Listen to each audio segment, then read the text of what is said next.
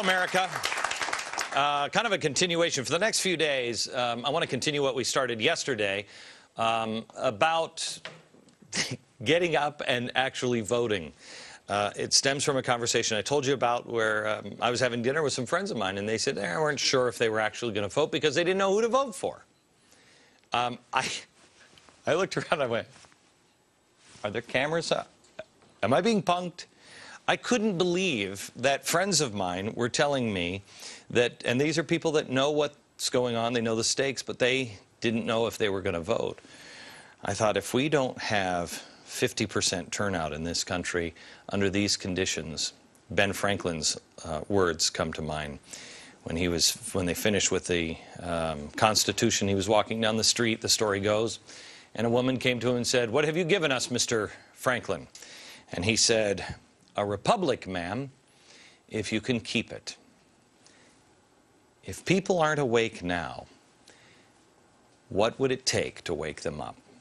How much more trouble needs to happen in this country before people say, I've got to choose sides. I have to figure this out on my own and pick up my responsibility and not just my rights.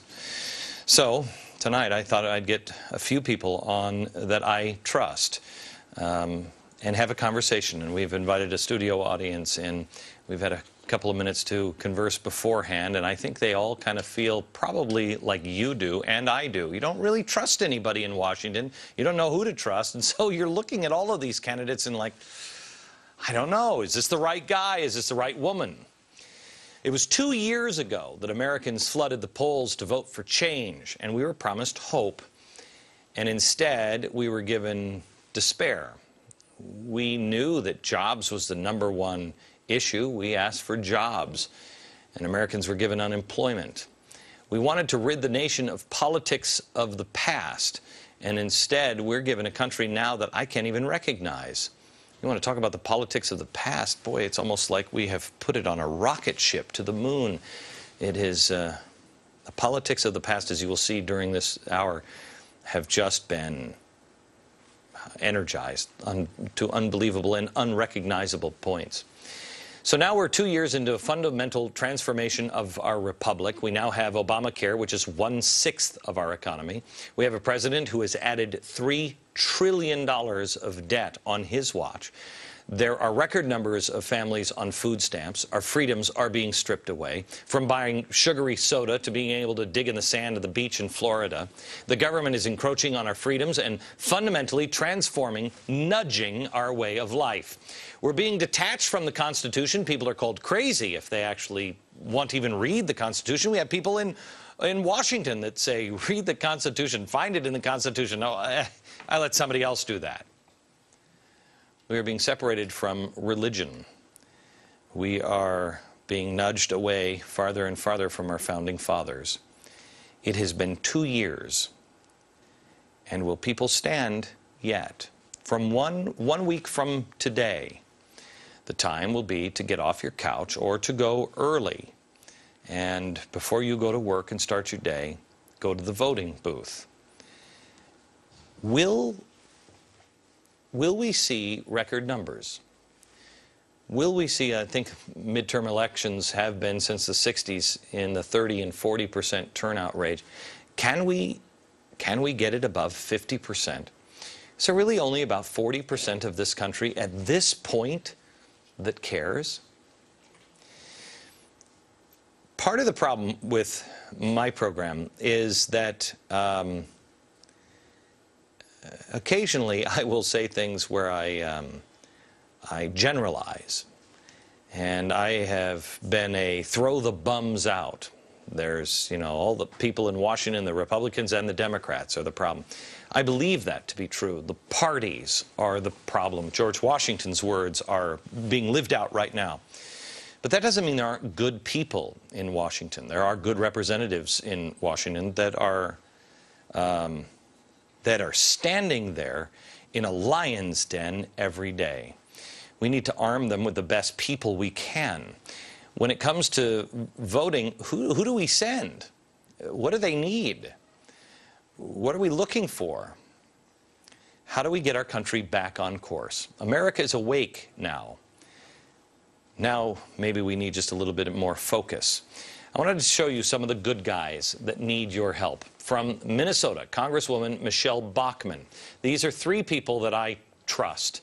There is the Utah Congressman Jason Chaffetz. Jason first came to mind when, or came to my attention when there was a story printed in a local newspaper that he was embarrassing his daughter when he went to, I think it was a Walmart. Jason, was it a Walmart? A little grocery store, not okay. Walmart, but a little grocery store. So a little grocery store, and you were trying out a cot that you were going to put up in your office in Washington, D.C., and you put it down on the ground there in the grocery store, and your daughter said, "Dad, don't embarrass me."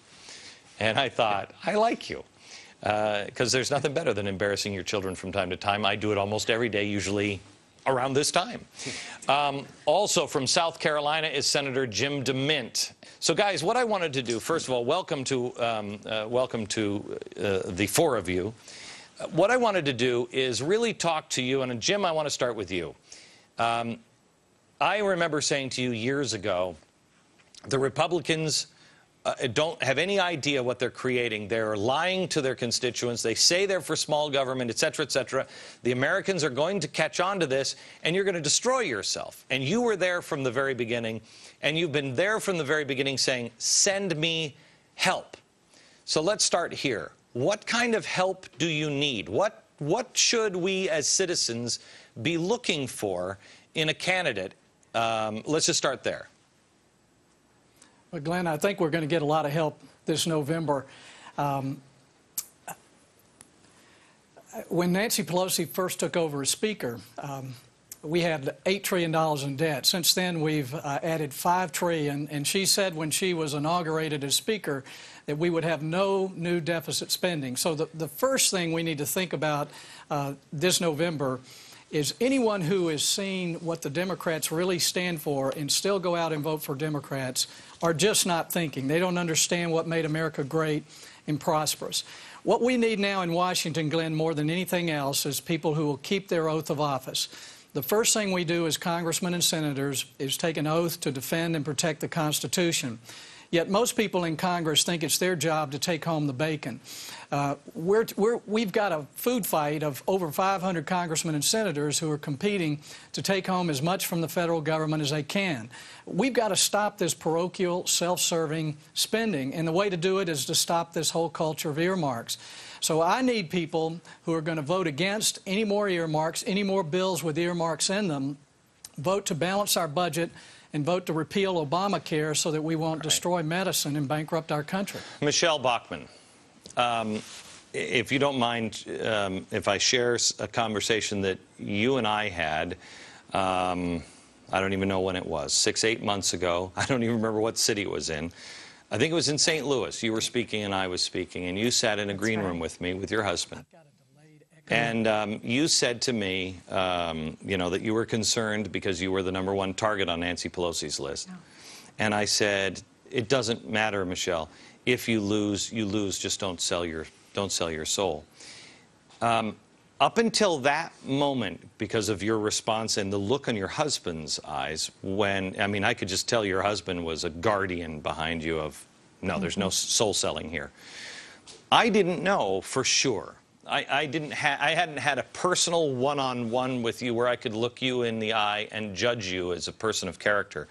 So I didn't really know. That's the problem now. We have people who are going out and voting, and I have to vote in Connecticut. I don't know how to judge people's characters. You can hear people say, politicians all sound the same, no matter what you're saying. I mean, I don't know. You know, you get up for breakfast, what would you have? What would you like? Well, I'll tell you. This president doesn't want us to have bacon. And you're just like, what are you talking? Just tell me what you want.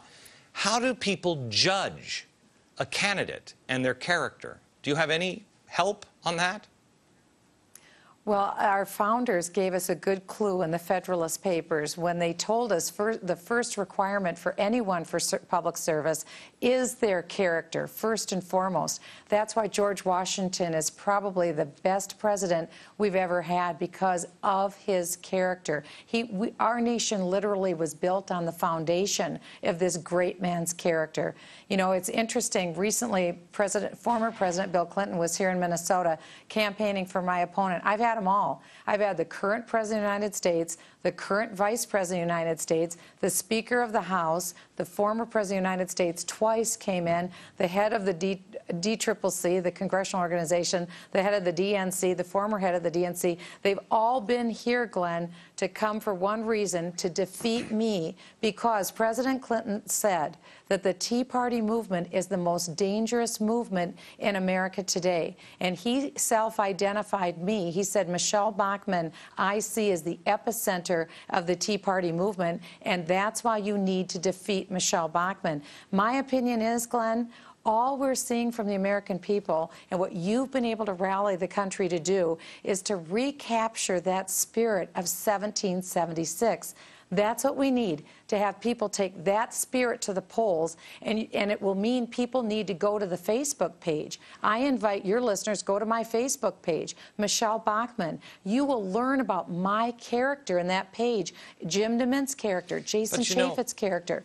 I will tell you, Michelle, with all due respect, I mean, you know what the political machinery is like. You know me. You go to Twitter and read about me. The things that are said about me and are out there are absolutely untrue. Absolutely untrue. But you don't know. There are so many people without any character whatsoever. They'll say anything to get elected. Let me go to Jason Chaffetz. Jason, how do you judge a man of character? How do we know the person that we are sending is not more trouble? Well, regardless of party, here are a few things I think you should look for. First of all, do they do what they say they're going to do? I mean, that's ultimately what we're all looking for, right? Do they put principle above party? And if they say they do, then show me an example where you've actually done that. Show me something where you've actually stood up to your party and said, no, party, you're wrong. This is what we should be doing. And another little thing that you can look for is who actually speaks for themselves. You know, the people of Utah didn't elect me to go hire a spokesperson to do the speaking for me. And oftentimes you'll see a candidate hide behind a spokesperson because they think, well, if they get it right, then I'll take credit for it. If they don't get it right, well, then I could say, oh, they misspoke. So see if they actually do the speaking themselves, and that'll give you a good clue whether or not they're a stand-up person and they really believe in their heart what they're actually saying. All right. So when we come back, I want to come back, I guess we start where we did at the beginning